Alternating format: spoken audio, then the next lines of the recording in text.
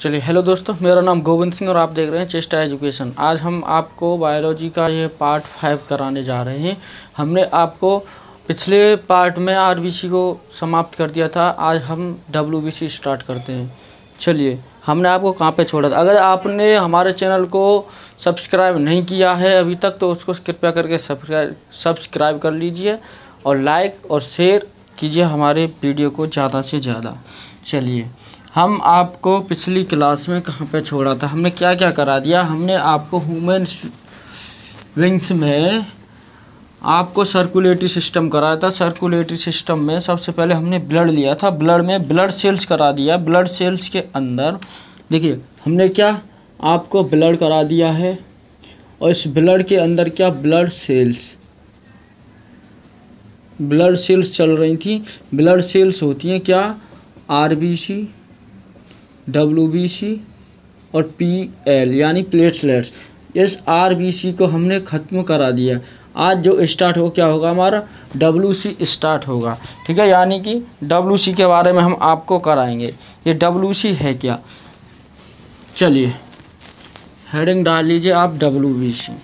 अगर हम आपको ये चैप्टर ख़त्म हो जाएगा जब ब्लड, तो आपको हम इस चैप्टर का पीडीएफ फाइल देंगे। क्या पीडीएफ फाइल जो हमारे हैंड्स नोट्स हैं बने हुए हैं, हमारे द्वारा तैयार किए गए हैं, वो आपको उसकी लिंक डिस्क्रिप्शन में मिल जाएगी। चलिए, हम क्या कराएंगे आपको डब्ल्यूबीसी। हेडिंग डालिए डब्ल्यूबीसी। ये डब्ल्यूबीसी होता क्या है, इसको बोलते हैं वाइट ब्लड सेल्स। क्या, वाइट ब्लड सेल्स यानी कि श्वेत रुधिर कोशिकाएं। श्वेत रुधिर कोशिका, इसको विज्ञान में डब्ल्यूबीसी को क्या बोलते हैं, डब्ल्यूबीसी को बोलते हैं ल्यूकोसाइट्स। क्या, ल्यूकोसाइट्स बोलते हैं इसको, ल्यूकोसाइट्स।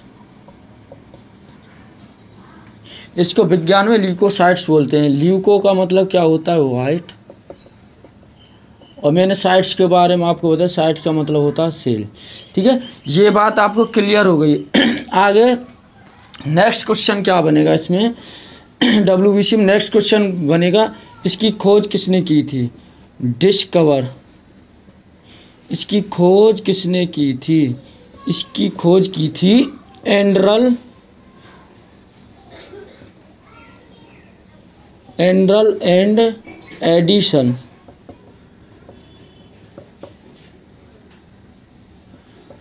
एंड्रल और एडिसन नामक दो वैज्ञानिक थे, उन्होंने क्या की थी, इसकी खोज की थी। खोज के साथ साथ में इसकी खोज किसने की थी, एंड्रल और एडिसन ने इसकी खोज की थी। और क्या होता है, इसकी क्वांटिटी कितनी होती है, होता कितना है, इसकी जो क्वांटिटी होती है यानी संख्या होती है, ये होती कितनी है, ये होती है 8000 से 10,000। कितनी, 8000 से 10,000 प्रति 100 ml HbA। Hb मतलब क्या, हीमोग्लोबिन। क्या, हीमोग्लोबिन। हीमोग्लोबिन के बारे में मैंने आपको बता दिया पिछली क्लास में।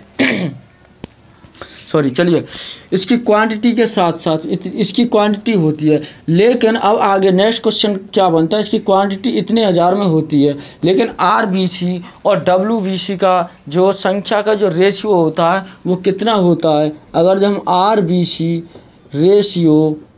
आरबीसी रेशियो डब्ल्यूबीसी निकाला जाए तो कितना होता है, 600:1 की फॉर्म में होता है इसकी क्वांटिटी। आगे क्या होती है, इसकी लाइफ स्पेन यानी कि जीवन काल कितना होता है, इसका जीवन काल कितना होता है। जीवन काल इसका 2 से 4 डेज यानी 2 से 4 दिन का होता है, लेकिन किसी किसी बुक में 4 से 6 दिन भी दिया हुआ होता है। बात क्लियर हो गई होगी। इसमें क्या है, अगर मिनिमम होता है 2 से 4 दिन, लेकिन किसी किसी बुक में 4 से 6 दिन दिया होता है। अगर ऑप्शन में ये हो तो इसको कर देना, नहीं है तो ज़्यादातर यही होता है, लेकिन किसी किसी बुक में ये भी होता है। 6 दिन से अधिक नहीं होता WBC का जीवन काल होता है। अब आगे क्वेश्चन नेक्स्ट क्या बनता है, ये डेड, इसकी मृत्यु कहाँ पर होती है, मृत्यु डेड, इसकी मृत्यु कहाँ पर होती है, मृत्यु होती है इसकी ब्लड में, कहाँ पर होती है, ब्लड में यानी रुधिर में। इसकी मृत्यु कहाँ पर होती है, खून के अंदर ही होती है। और इसका रीजनरेशन कहाँ पर होता है, रीजनरेशन, पुनः निर्माण, इसका पुनः निर्माण भी कहाँ होता है, इसका पुनः निर्माण भी ब्लड में ही होता है। अच्छा, आपको मैंने पिछली क्लास में बताया था कि आरबीसी का डेड कहाँ पर होती है, आरबीसी की जो मृत्यु होती है वो कहाँ पे होती है, आरबीसी की मृत्यु होती है हमारी लीवर या स्प्लीन में। किस में होती है, लीवर या स्प्लीन में होती है। इसीलिए लीवर या स्प्लीन यानी कि यकृत या पीलिया, उसको आरबीसी का कब्रिस्तान कहा जाता है। कब्र गृह किसको कहा जाता है, आरबीसी का, लीवर या स्प्लीन को। अब यहाँ पर जो WBC है इसकी मृत्यु कहाँ पर होती है, ब्लड के अंदर होती है। और रीजनरेशन कहाँ पर होता है, यह ब्लड में ही रीजनरेशन होता है। अब हमने क्या करा दिया है, आपके क्वेश्चन क्या बनते हैं WBC के अंदर, कि WBC का पूरा नाम तो आपको पता है, वाइट ब्लड सेल्स यानी श्वेत रुधिर कोशिकाएं। इसको WBC को साइंस में क्या बोलते हैं, WBC को साइंस में ल्यूकोसाइट्स बोलते हैं। क्या बोलते हैं, ल्यूकोसाइट्स बोलते हैं। इसकी खोज किसने की थी, एंड्रल एंड एडिसन ने की थी। इसकी क्वांटिटी कितनी होती है, इसकी संख्या कितनी होती है, 8000 से 10,000 पर 100 ml हीमोग्लोबिन होती है। इसके जो जीवन काल होता है, लाइफ स्पेन होता है, वो कितना होता है, 2 से 4 दिन का होता है। और इसकी जो मृत्यु होती है, जिसने जन्म लिया उसको मरना है, इसकी मृत्यु कितनी होती है, उसकी मृत्यु होती है ब्लड के अंदर होती है, यानी ब्लड में ही होती है। और उसका रीजनरेशन यानी पुनः निर्माण कहाँ पर होता है, वो दोबारा जन्म कहाँ पर लेती हैं, वो भी ब्लड में ही लेती हैं। अच्छा, ये हो गया। अब आपको ये सारी चीज़ें आपको बता दी गई हैं। अब क्या इसका जो शेप होती है वो कैसी होती है।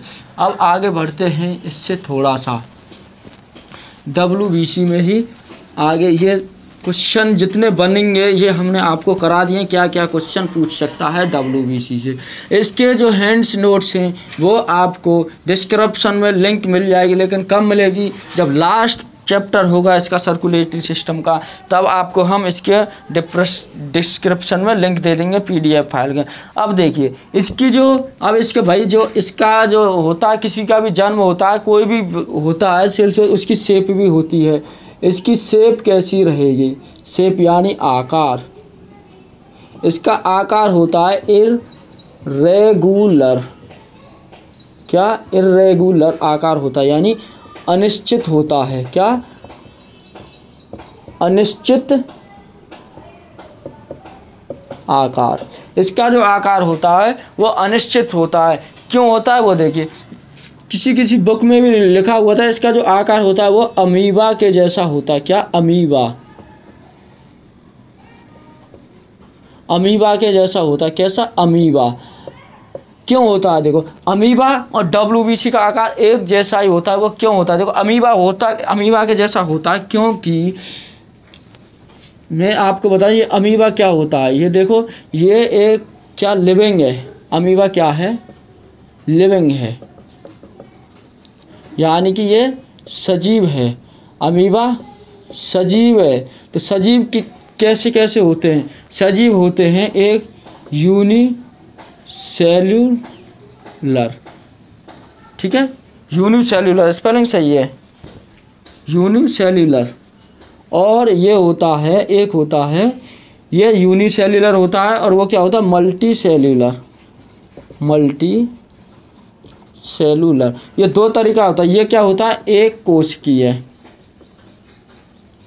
एक कोशिकीय, और ये बहुकोशिकीय। एक कोशिकीय क्या होता है, एक कोशिकीय से आपको प्रतीत हो रहा होगा कि नाम से प्रतीत हो रहा है कि एक कोशिका का मतलब जिसमें एक सेल्स होती है, जो एक जिसके अंदर एक कोशिका होती है। बहुकोशिकीय का मतलब होता है जिस वह कोशिका वह जीव जिसके अंदर बहुत सारी सेल्स यानी बहुत सारी कोशिकाएं होती हैं, तो वो क्या बहुकोशिकीय होता है। अब ये जो होता है अमीबा होता है, वो हमारा क्या होता है, ये एक कोशिकीय होता है। अमीबा होता है एक कोशिकीय होता है। एक कोशिकीय मतलब इसके अंदर एक कोशिका होती है, और जिसके अंदर एक कोशिका होती है वो क्या होता है, ये क्या सेल्स है, क्या सेल है, ये एक सेल है। और एक सेल जो होता है उसका एक सेल जो होता है उसके अंदर वह अपने आकार को किसी भी रूप में ढल लेता है। जो एक सेल होता है, जो बहुत सारे सेल होते हैं वो क्या आकार अपनी जगह को घेर के चलते हैं, क्या अपना जगह लेते हैं, अपना एक स्पेस लेते हैं। इसलिए ये जो सेल्स होती है ये एक सेल होती है अमीबा के अंदर या WBC के अंदर, क्योंकि ये एक जैसा होता है। एक सेल होगी तो ये अपने आकार को जिस तरीके से चाहे उस तरीके से ढल लेते हैं। जैसे कि इसका जो कार्य होता है, हम एग्जाम्पल के तौर पर आपको बता दें, जैसे कि बहुकोशिकीय होता है। ये बहुकोशिकीय बहुत सारी सेल, जैसे कि हमारा कान होता है, हमारा ईयर होता है, ये क्या इसमें सुनने की जो सेल्स हैं, और आई होता है ये हमारे देखने की सेल्स होती हैं, नोज होता है ये सूंघने की होती हैं, हाथ होता है वो उंगलियां होती हैं। ये सारी सेल्स क्या अलग अलग होती हैं, लेकिन अमीबा के अंदर सिर्फ एक सेल्स होती है। क्या होती है, एक सेल्स होती है।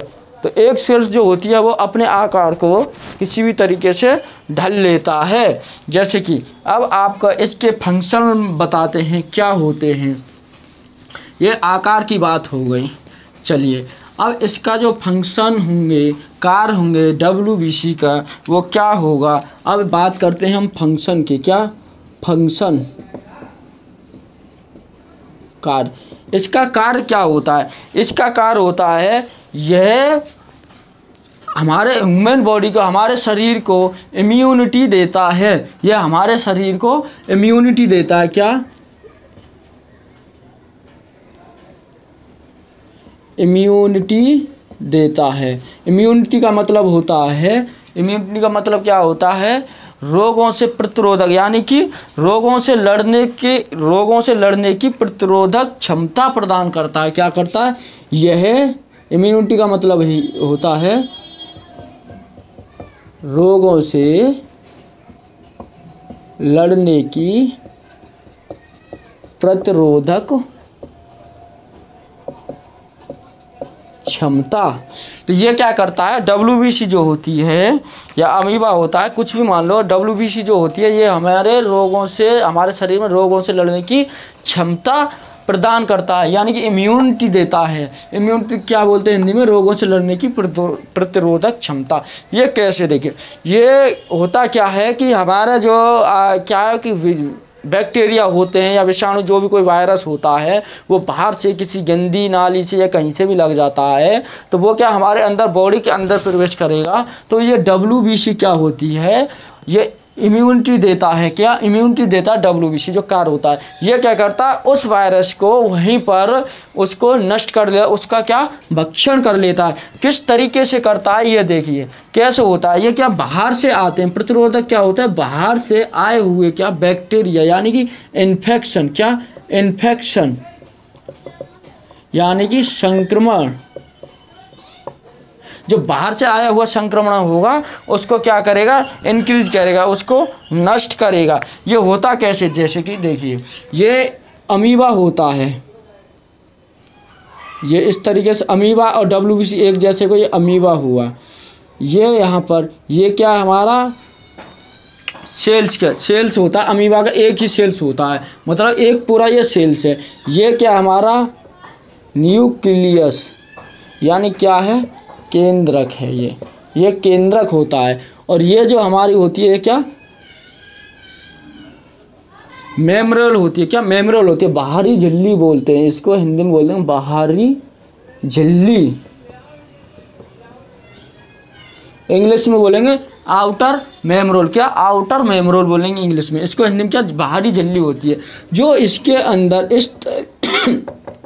इस तरीके का पदार्थ होता है, लिक्विड होता है, वो लिक्विड होता है, उसको क्या बोलते हैं हम, ये क्या जेली बोलते हैं। क्या ये जेली टाइप का होता है। जेली टाइप का यानी कि लाइक लिक्विड होता है, लाइक लिक्विड होता है। क्या होता है? लाइक लिक्विड होता है। इस जेली टाइप के लिक्विड होता है, ये क्या लाइक लिक्विड होगा। अब ये लाइक लिक्विड तो होता है, इसको बोलते क्या हैं? इसको बोलते हैं साइटोप्लाज्म। ये लाइक लिक्विड जो होगा इसको क्या बोलेंगे? साइटोप्लाज्म। साइटोप्लाज्म का मतलब क्या होता है? साइटोप्लाज्म को हिंदी में बोलते हैं कोशिका द्रव्य। ये क्या? कोशिका द्रव्य। ये बात समझ। ये जो होता है ये क्या जेली टाइप में होता है। जब इसका एक ही सेल्स होती है, ये अपने आप को किसी भी आकार में ढल लेता है। अब ये यहाँ से कोई बैक्टीरिया जब आता है, कोई बाहर से संक्रमण आता है, इस तरीके से मान के चलो ये कोई बाहर से संक्रमण आया है हुआ है। अब इसको रोकने के लिए वो क्या करेगा? बाहर से आ रहा है, इसका भक्षण करने के लिए ये अपने आप को इस शेप में अपने आप से पैर बनाएगा और वो क्या करेगा? इस टाइप से मुंह को बना लेगा, इस टाइप से मुंह को बनाएगा और ये ऐसे हो जाएगा। जो ये मुंह बना है ये उसका इस टाइप से, वो क्या करता है?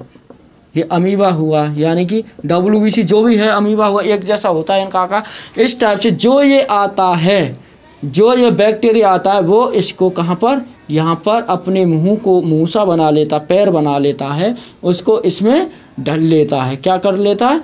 रख लेता है और ये अंदर ले जाकर इसको, ये यहाँ से ऐसे मुंह बंद हो जाए, चिपक ले, तो ये इसमें इसको जो बैक्टीरिया आएगा उसको अंदर इस टाइप से, जो अमीबा होगा इस टाइप से, ये क्या उस बैक्टीरिया मुंह से लिया और यहाँ पर आ गया, तो इसको ये क्या नष्ट कर लेगा, इसी में इसको नष्ट कर लेगा, डिस्ट्रॉय कर देगा ये। अब यहाँ से क्या होता है? जो ये मुंह सा बना हुआ है ये क्या होता है? इसको क्या बोलते हैं? इसको बोलते हैं इसको क्या बोलते हैं? इसको बोलते हैं साइडोपोडिया। क्या? साइडोपोडिया बोलते हैं। क्या बोलते हैं? इसको बोलेंगे साइडोपोडिया।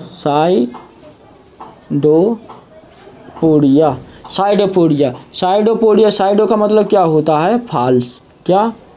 फाल्स।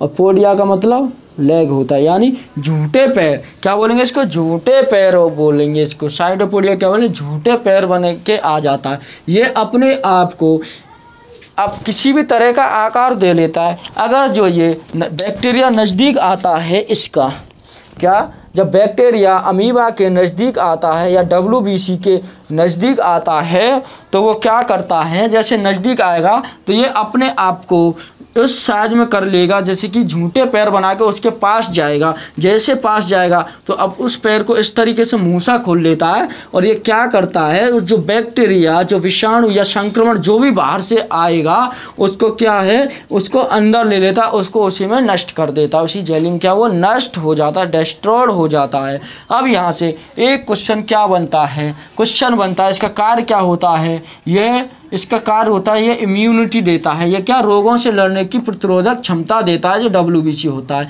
ये क्या? रोगों प्रतिरोधक क्या होते हैं? इन्फेक्शन, जो बाहर से आए हुए संक्रमण होते हैं, बैक्टीरिया, वायरस, विषाणु जो भी होता है उसको बाहर से आते हैं। जैसे कि इसमें क्या है? जैसे कि ये इसका आकार इस टाइप का होता है, अमीबा जैसा होता है। जैसे कि अमीबा, ये क्या एक सेल्स होता है इसमें, इसके अंदर ये क्या है? न्यूक्लियस केंद्रक होता है। इस केंद्रक और ये क्या? बाहरी झिल्ली यानी आउटर मेमोरल होती है। इसमें क्या होता है? इसके बीच में केंद्रक और आउटर मेमोरल के एक जेली टाइप का क्या होता है? लाइक लिक्विड होता है, जिसको हम क्या साइटोप्लाज्म कहते हैं, यानी कोशिका द्रव्य बोलते हैं। ठीक है। ये क्या करता है? जैसे कि बैक्टीरिया बाहर से कोई संक्रमण आता है, इसके नज़दीक आता है, तो ये WBC क्या करती है? अपने आप को साइडोपोडिया कर लेती है, यानी कि झूठे पैर लगा लेती है और उसके पास में जाके उसको इस आकार में बना लेती है कि उसका मुंह सा खुलता है, तो उसको अंदर ले लेती है उस जेली टाइप में, क्या उसको डिस्ट्रॉय नष्ट कर देती है ये WBC। ठीक है। अब एक होता है कि जो ये केंद्रक होता है, ये सेल्स होता है, ये क्या सेल्स होता है, इसमें न्यूक्लियस होता है। क्या? न्यूक्लियस, केंद्रक, इसमें केंद्रक पाया जाता है, जबकि RBC में केंद्रक प्रेजेंट नहीं था, न्यूक्लियस प्रेजेंट होता है। अब क्वेश्चन बनता है आरबीसी में क्या केंद्रक प्रेजेंट होता है, केंद्रक उपस्थित होता है। डब्ल्यूबीसी में केंद्रक होता है जबकि आरबीसी में नहीं होता है। चलिए यहाँ से अच्छा, जो ये प्रक्रिया पूरी हुई है इसको हम क्या बोलते हैं, ये प्रोसेस जो हुई है, ये सारी प्रोसेस जिस टाइप से इसको बाहरी संक्रमण को, बाहरी बैक्टीरिया को अमीबा ने या डब्ल्यूबीसी ने अपने आप को डेस्ट्रॉय नष्ट किया, तो इस सारी प्रक्रिया को क्या कहते हैं, इस प्रोसेस को बोलते हैं क्या, इस जो ये प्रोसेस हुई है इस प्रोसेस को क्या बोलेंगे, इस प्रोसेस को बोलते हैं हम क्या, ये प्रोसेस होगी, ये होगी फैगोसाइटोसिस,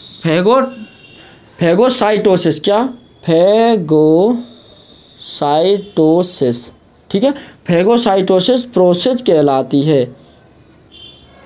जो ये प्रक्रिया होगी ये क्या कहलाएगी, फैगोसाइटिस प्रक्रिया कहलाई, यानी भक्षण करने की प्रक्रिया कहलाती है। बात समझ में आ गई होगी क्या कहलाती है, भक्षण करने की प्रक्रिया कहलाती है। अब इस डब्ल्यूबीसी के कुछ नाम अन्य भी हैं। इस डब्ल्यूबीसी को और किन किन नामों से बुलाया जाता है, क्या क्या नाम दिए हैं इस डब्ल्यूबीसी को। देखिए इस डब्ल्यूबीसी को सबसे पहले क्या नाम दिया गया है, फैगोसाइट। क्या डब्ल्यूबीसी के अन्य नाम, जो अन्य नाम है, अदर नेम है, उनको क्या सबसे पहला है, फैगोसाइटिक सेल। यानी कि फैगोसाइटिक सेल मतलब क्या है कि भक्षण करने की कोशिश है, यानी कि हिंदी में लिखेंगे इसको भक्षण करने की कोशिका। किसको भक्षण करती है, ये बैक्टीरिया, बाहरी संक्रमण को। दूसरा नाम जो होगा इसको क्या दिया जाएगा, इम्यूनिटी सेल। क्या इम्यूनिटी सेल्स भी बोला जाता है, यानी कि रोगों से प्रतिरोधक कोशिका। और क्या दिया जाता है इसको, सोलर सेल्स भी कहते हैं, यानी कि सैनिक कोशिका। क्या सैनिक कोशिका। और क्या बोलते हैं इसको, और बोलते हैं इसको फाइटर सेल्स। क्या फाइटर सेल्स, यानी कि लड़ने वाली कोशिका। यानी कि ये क्या करती है, ये संक्रमण से यानी कि बाहरी बैक्टीरिया से लड़ती है। और इसको एक नाम और दिया जाएगा, क्या बॉडीगार्ड।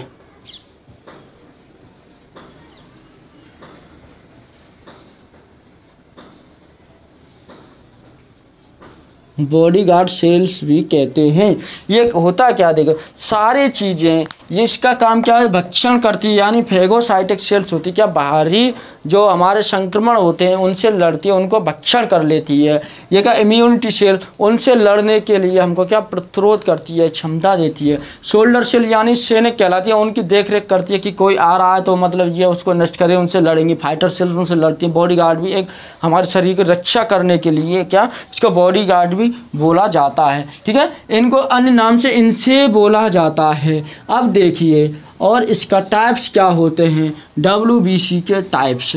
ये किसी बुक्स में क्या 5 लिखा जाता है, कोई कहता है कि 2 होते हैं। अब हम इस चीज़ को क्लियर कराएंगे इसके टाइप्स कितने होते हैं। देखिए इसके टाइप्स होते हैं, डब्ल्यूबीसी टाइप्स डब्ल्यूबीसी के जो टाइप्स होंगे हम यहाँ लिखते हैं डब्ल्यूबीसी, ठीक है। इसके टाइप, ये एक टाइप्स होता है, इसके 2 टाइप्स होते हैं। कौन कौन से होते हैं, इसका टाइप्स होता है एक ग्रैनुलो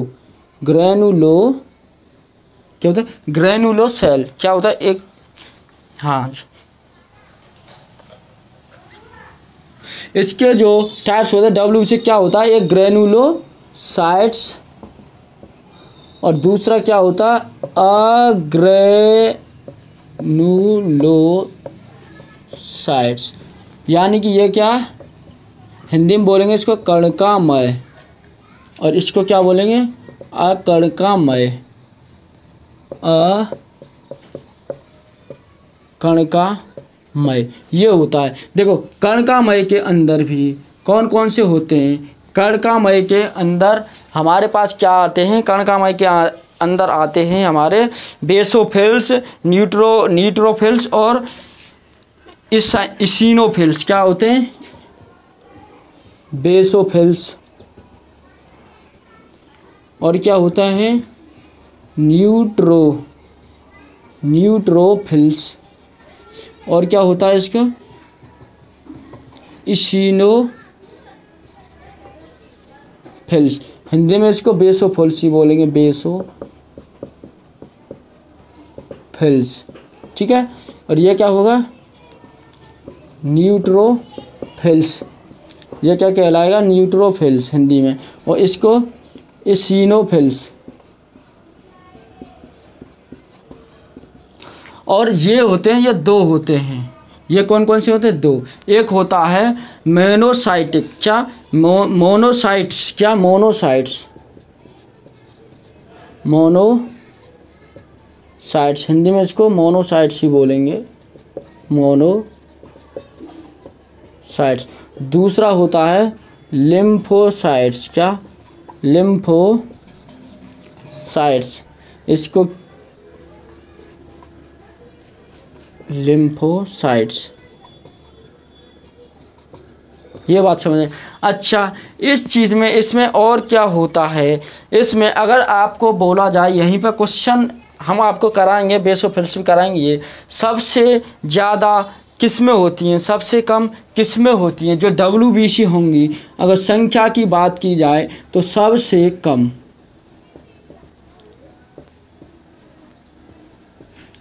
कम किस्में होती हैं बेसोफिल्स में। WBC होती है सबसे कम। सबसे ज़्यादा WBC कहाँ होती है? सबसे ज़्यादा होती है इसमें, सबसे ज़्यादा।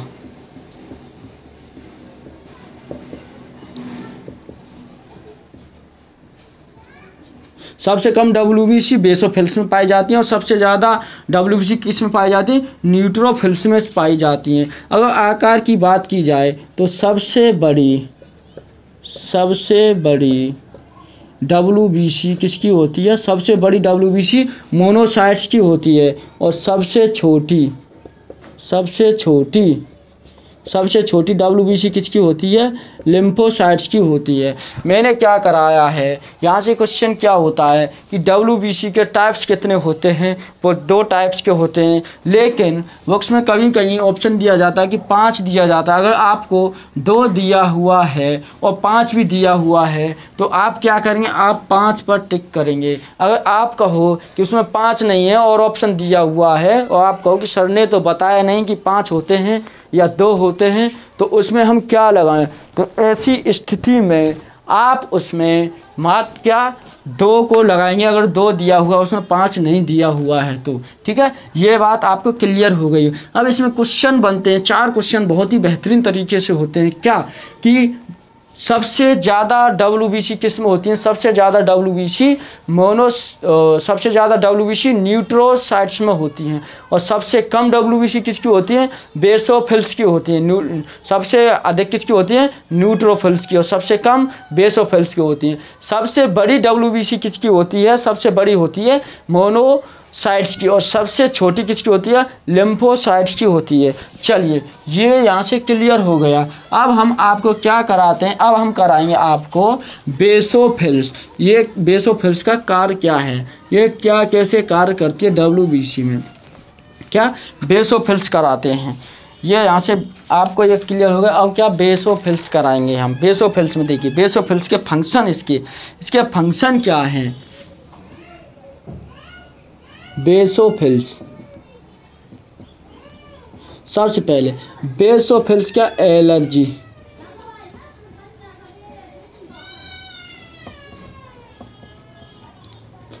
ठीक है, ये क्या? एलर्जी। अगर बेसोफिल्स की कमी होती है तो ये क्या? एलर्जी बनती है। यानी कि ये क्या करती है? बेसोफिल्स का कार्य क्या होता है? ये एलर्जी बनने से हमको बचाता है। क्या? एलर्जी बनने से हमको बचाता है। ये एलर्जी किस टाइम में क्या करती है? बेसोफिल्स स्टार्ट होती है, एलर्जी के समय पे कार्य करती है। ये एलर्जी बनती कैसे? देखो, एलर्जी बनती है कैसे? बाहर के संक्रमण से या बाहर के किसी भी संक्रमण। चलिए, अब क्या इसमें क्या बेसोफिल्स कराते हैं। बेसोफिल्स का एलर्जी बनती कैसे? एलर्जी हमारी बनती है, ये कैसे बनेगी कि बाहर से कोई संक्रामण चीज़ या किसी से भी बनने लगती है। जब एलर्जी बनती है ये किसकी उपस्थिति के कारण बनती है, इसमें क्या होता है जब एलर्जी बनती है तो हिस्टामाइन हिस्टामाइन केमिकल के कारण केमिकल बढ़ने लगता है। यानी कि हिंदी में बोलेंगे इसको, हिंदी में क्या बोलते हैं, हिंदी में बोलते हैं इसको हिस्टामाइन यानी कि रसायन।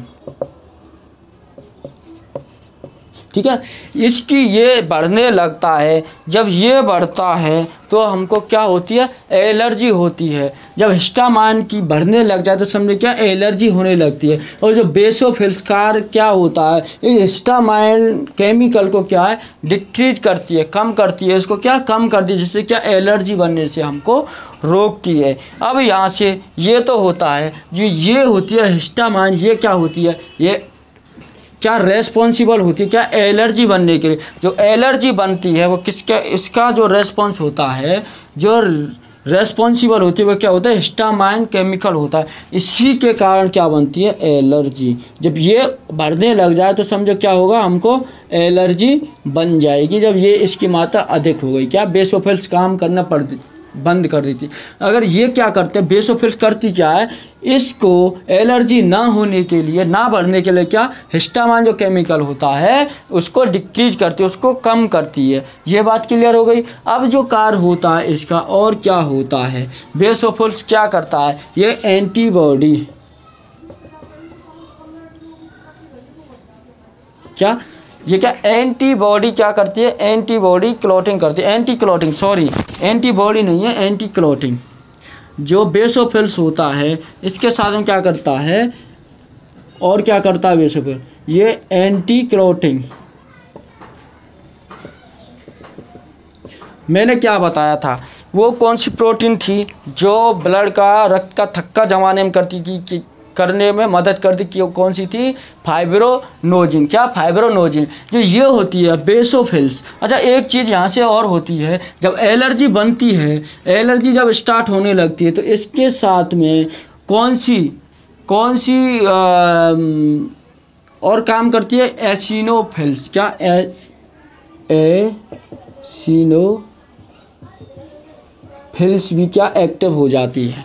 एसिनोफिल्स की मदद से भी क्या है, एसिनोफिल्स भी एक्टिव हो जाती है जब ये एलर्जी बनती है। क्वेश्चन में अगर जो आपको ऑप्शन में बेसोफिल्स नहीं दिया हो, एसिनोफिल्स दिया हो, तो आप एसिनोफिल्स को भी टिक करोगे। बात समझ में आ रही है। अगर ये नहीं दिया हो, आपको क्वेश्चन बनता है क्या, एलर्जी किस बेसोफिल्स की, किस WBC की कमी से होती है, तो वो कौन सी WBC होगी, वो बेसोफिल्स होगी। अगर बेसोफिल्स नहीं दिया हो तो कौन सी WBC होती है, वो एसिनोफिल्स WBC की कमी के कारण एलर्जी होती है। जो एलर्जी को एक्टिव होने से बचाने से कौन रोकता है, बेसोफिल्स रोकता है। ये और बेसोफिल्स का कार्य क्या होता है, ये एंटी क्लॉटिंग करता है। क्या, ब्लड को जमने से रोकता है। यानी कि कैसे, देखो, जो फाइब्रोनोजिन प्रोटीन होती थी वो क्या काम करती थी, वो हमारे ब्लड को, रक्त का थक्का जमाने में मदद करती, लेकिन ये क्या करती है, बेसोफिल्स उसको जमने नहीं देती है।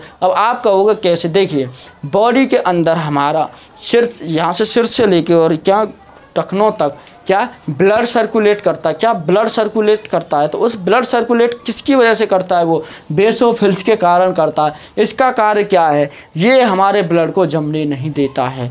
क्या, जो फाइब्रोनोजिन था वो प्रोटीन क्या कार्य करती थी, जो ब्लड हमारा निकलता था वो क्या बाहर, या ब्लड निकलता था बॉडी के बाहर, उसको रोकने का कार्य करता था। ये क्या कार्य करता है, जो बॉडी के अंदर ब्लड होता है उसको जमने नहीं देता, उसको थक्का बनने नहीं देता है। तो ये थक्का बनने नहीं देता, वो किसके कारण नहीं बनने देता, वो कौन सी प्रोटीन होती है, वो प्रोटीन जो एंटी क्लॉटिंग कार्य करती है, रुधिर को जमने नहीं देते हैं। कौन नहीं जमने दे रहे हैं, बेसोफिल्स WBC रुधिर को जमने नहीं देते हैं। जब ये जमने नहीं देंगे, ये एक वो होती है, क्या होती है, एक प्रोटीन होती है, वो कौन सी प्रोटीन होती है? हेपेटिन नामक प्रोटीन होती है। क्या? हेपेटिन नामक प्रोटीन होती है। वह हेपेटिन प्रोटीन के कारण हमारे ब्लड का थक्का नहीं जमता, यानी कि हमारा ब्लड बॉडी के अंदर नहीं जमता है। किसकी वजह से?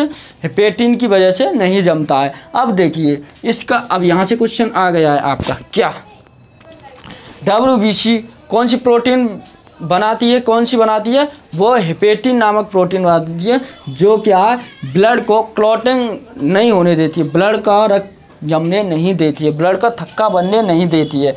और क्या होता है देखो, ये प्रोटीन का निर्माण तो करता ही है, यह थक्का नहीं जमने देने वाला प्रोटीन कहलाता है। हेपेटिन क्या कहलाता है? रक्त का, रुधिर का थक्का जमने ना देने वाला प्रोटीन कहलाता है। अब देखिए कैसे, यहाँ से ये बात हुई। अगर जो ये होगा,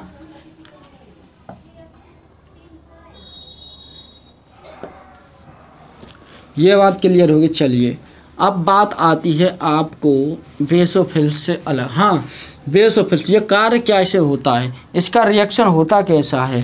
क्या रिएक्शन होता कैसा? इसका रिएक्शन देखिए, हम रिएक्शन बताते हैं बेसोफिल्स का। क्या? बेसोफिल्स। देखिए बेसोफिल्स यानी कि किसी ने आपको क्या थप्पड़ मारा है, यानी बेसोफिल्स यानी कि सूजन वाली। क्या? सूजन वाली। यहाँ से किसी ने चांटा मारा, क्या तुम्हारे गाल पर चांटा मारा, क्या रिएक्शन होंगे आप बताइए? जब आपके गाल पर चांटा मारा तो सबसे पहले क्या होंगी? सेल्स होंगी, वो क्या डेड हो जाएंगी, डेड सेल्स हो जाएंगी, सेल्स मर जाएंगी। जब सेल्स मरेंगी तो फिर क्या होगा? वो रेडनेस होगा, यानी कि कलर कैसा हो जाएगा? रंग लाल हो जाएगा। क्या? रंग लाल हो जाएगा। गाल का आपने दे, जब रंग लाल होगा, ब्लड सेल्स मरेंगे, फिर क्या होने लगता है? फिर क्या होने लगता है? फिर होने लगता है स्वेलो, यानी कि स्वेलो होगा, यानी कि सूजेगा। वो क्या होगा? सूजेगा। फिर क्या होगा? पेन होगा, यानी कि दर्द होगा। उसके लिए हम क्या करते हैं कि हीट करते हैं, यानी कि गर्म करते हैं। फिर यहाँ पर होता क्या है, इस चीज़ को ये होती है, कहीं पर मान के चलो एक्सीडेंट होता है, एक्सीडेंट हो जाएगा, ब्लड होगा या कहीं पर चोट होने लगती है, तो उसमें होता क्या है कि वहाँ से क्या है कि एम्बुलेंस को फ़ोन करते हैं, तो एम्बुलेंस आती है तो आपको हॉस्पिटल में एडमिट कर दिया जाता है। तो वही प्रक्रिया होती है कि यहाँ पर एम्बुलेंस का कार्य कौन करता है? एम्बुलेंस का कार्य, यहाँ पर एम्बुलेंस कार्य क्या कहे? RBC। जो RBC होगी वो आएगी और आपको उसी प्रक्रिया से आपको वहाँ पर एडमिट करेगी और फिर से ब्लड के अंदर क्या सेल्स को जिंदा करेंगे और धीरे धीरे आपका उसी जगह हीट करने लगते हैं। तो फिर क्या दर्द कम होता है, फिर सूजन घटने लगती है, फिर क्या रंग समाप्त होने लगता है और वो दोबारा से जनरेट होने लगती है। यही प्रक्रिया इसकी होती है बेसोफिल्स की। चलिए अब आते हैं हम नेक्स्ट उस पर, क्या? न्यूट्रोफिल्स। चलिए न्यूट्रोफिल्स और मोनोसाइट्स को हम एक साथ लिख लीजिए। क्या? न्यूट्रोफिल्स। चलिए न्यूट्रोफिल्स, और इसी के साथ हम क्या करा देते हैं? मोनोसाइट्स। इनका कार्य क्या होता है दोनों का? इनका काम होता है फेगोसाइटिस। क्या? फेगोसाइटोसिस प्रक्रिया, यानी आपको बताया था फेगोसाइटिक सेल्स। ठीक है, ये कौन सी होती है? ये फेगोसाइटिस सेल्स होती है। ये होती कौन सी है? ये क्या प्रक्रिया करती हैं? ये फेगोसाइटोसिस प्रोसेस करती हैं। मैंने आपको बताया फैगोसाइट यानी कि भक्षण करने वाली कोशिका, न्यूट्रोफिल्स और मोनोसाइट्स होती हैं। ये दोनों मिलकर क्या है, हमारे जो बाहर से बैक्टीरिया आते हैं, जो विषाणु योग संक्रमण होता है उसका क्या भक्षण करती है। ये क्या उसकी प्रक्रिया होती है, क्या फैगोसाइटोसिस की भक्षण करने वाले की प्रक्रिया होती है। क्या होती है, न्यूट्रोफिल्स और मोनोसाइट्स। इनका कार्य क्या होता है, जो बाहरी वो होते हैं बैक्टीरिया होते हैं, क्या इनका जो कार्य होता है, इनका होता है बैक्टीरिया को मारने का, बैक्टीरिया को मारने का कार्य होता है। इनका जो कार्य हो क्या होगा, बैक्टीरिया को मारेंगे। ये बैक्टीरिया को मारती हैं ये, यानी कि फैगोसिस्ट किस किस में होती हैं। देखो फैगोसिस्ट का काम कौन कौन करती है, WBC करती है, ठीक है। और कौन सी कही है, न्यूट्रोफिल्स करती है, और क्या मोनोसाइट्स करती है। आपको यहाँ पर इन तीनों में से कुछ भी पूछ लिया जाएगा क्वेश्चन में कि बैक्टीरिया को मारने का कार्य कौन सी WBC करती है, या तो आपको ये कौन करता है, अगर आपको करती है WBC। अगर WBC में कौन सी करती हैं, अगर आपको दोनों दिया है तो दोनों, नहीं न्यूट्रोफिल्स दिया न्यूट्रोफिल्स और मोनोसाइट्स दिया है तो मोनोसाइट्स किया जाएगा। चलिए ये क्लियर हो गया। अब यहाँ से आती हैं आपके पास कौन कौन सी बची हैं, इसिनोफिल्स। देखिए अब क्या इसिनोफिल्स,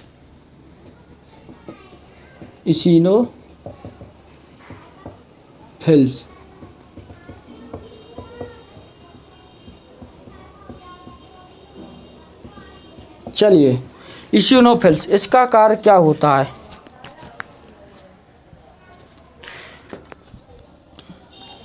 इसिनोफिल्स का कार्य एक तो मैंने बताया था, जब बेसोफिल्स जब एलर्जी बनने होती है तो ये भी क्या एलर्जी के समय पर एक्टिव हो जाती है, ये भी एलर्जी को रोकने का कार्य करती है।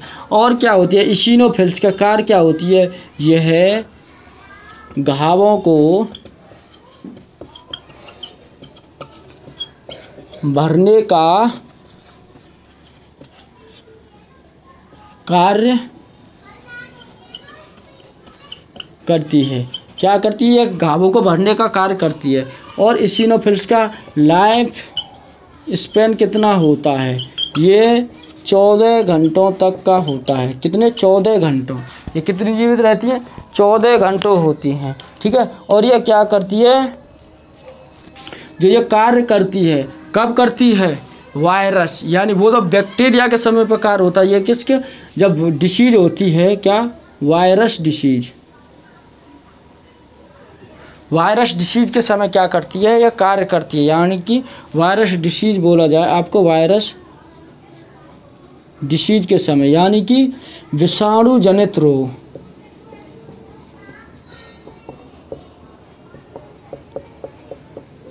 जब विषाणु जनित रोग होगा, जब उस समय क्या करेगी, ये विषाणु रोग जनित रोग के समय एक कार्य करती है ये। चलिए बात समझ में आ गई होगी आपके क्लियर। और क्या होता है,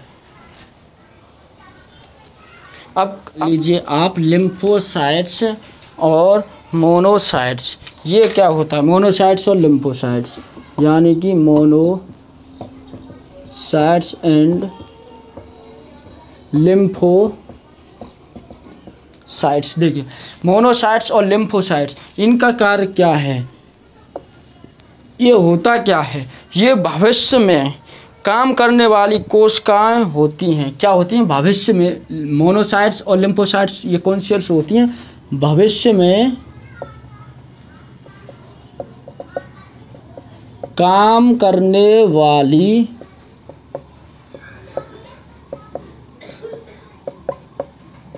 कोशिका होती हैं।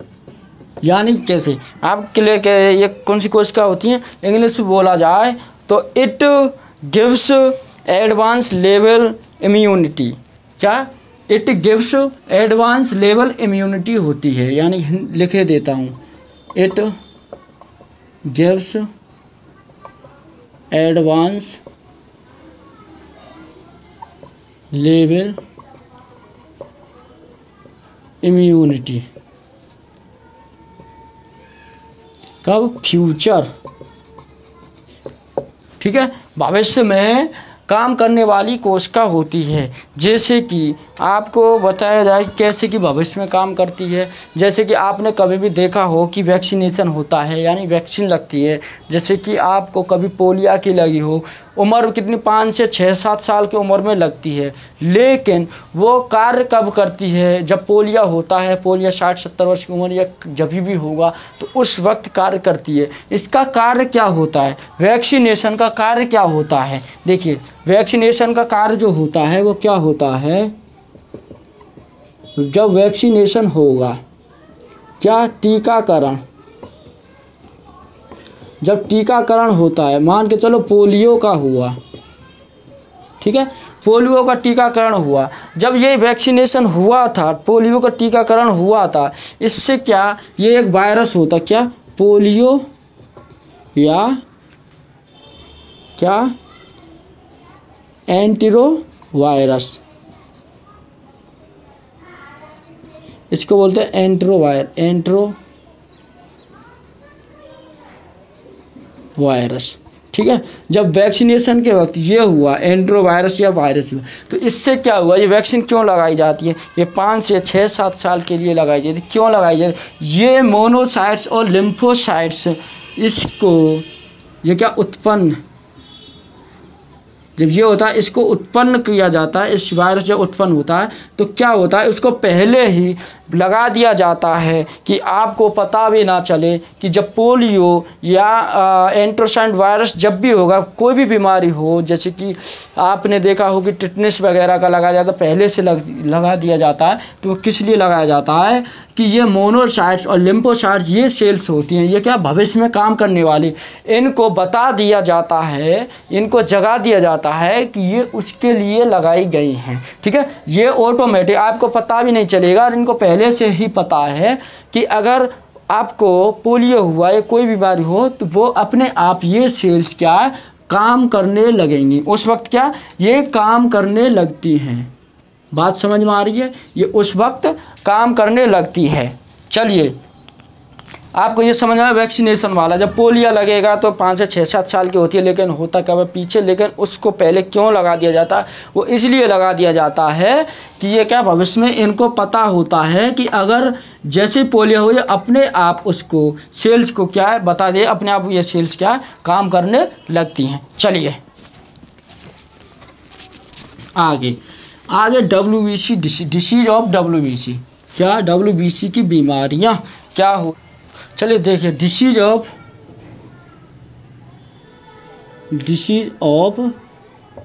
WBC, भाई बीमारी भी होती है, कौन कौन सी होती है? अगर WBC की वृद्धि हो तो हमें कौन सी बीमारी होती है? जब WBC की वृद्धि होती है तो हमको क्या बीमारी होती है?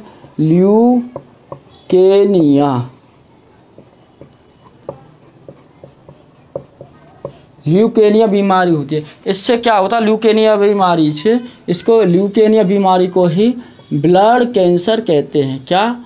ब्लड कैंसर बोलते हैं। ठीक है, इसी को क्या बोलते हैं? ल्यूकेनिया को ब्लड कैंसर बोलते हैं। जो अगली बीमारी होती, अब क्या होता है, अगर इसकी जब वृद्धि होती है इसकी कमी भी होती है। जो कमी होती है तो WBC की जब कमी होगी, WBC की कमी से क्या होता है? WBC की कमी से होता है ल्यूकोपीनिया।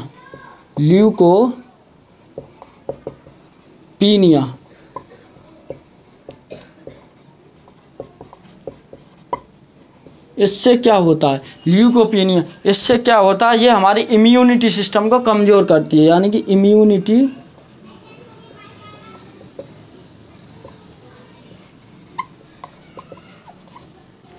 इम्यूनिटी सिस्टम को क्या कमज़ोर करती है। इम्यून सिस्टम मतलब कि रोगों से लड़ने वाली प्रतिरोधक जो क्षमता है उसको क्या कमज़ोर करती है। जो WBC की कमी होती है तो क्या होती है कि प्रतिरोध, जो हमारे रोगों से लड़ने की जो प्रतिरोध क्षमता होती है वो उसको कमज़ोर करती है जब कमी होती है। तो ऑब्वियसली सी बात है, जब कमी आएगी तो वो तो कमज़ोर होंगी ही अपने आप ही, वो कैसे वो हेल्प करेंगी। ठीक है, चलिए अब बात आती है ल्यूकेमिया ब्लड कैंसर, ये बनता कैसे है, क्या होता है। देखिए ल्यूकेमिया, अगर आपने देखा हो कि WBC की जब संख्या ज़्यादा वृद्धि होती है तो वो क्या है, आप सही में लड़ने लगती है। जबकि होनी कितनी चाहिए, 8 से 10,000, यानी कि कितनी होनी चाहिए WBC में,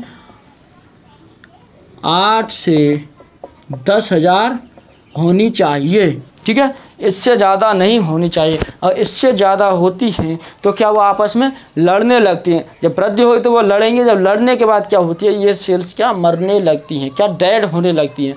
जब डेड होती हैं तो ये क्या मरने के बाद क्या ये WBC का गुच्छा बनता है। जब मर के ये क्या आप सभी नज़दीक जाती हैं, जो मृत होती हैं वो क्या आपसे में एक गुच्छा बना लेती हैं।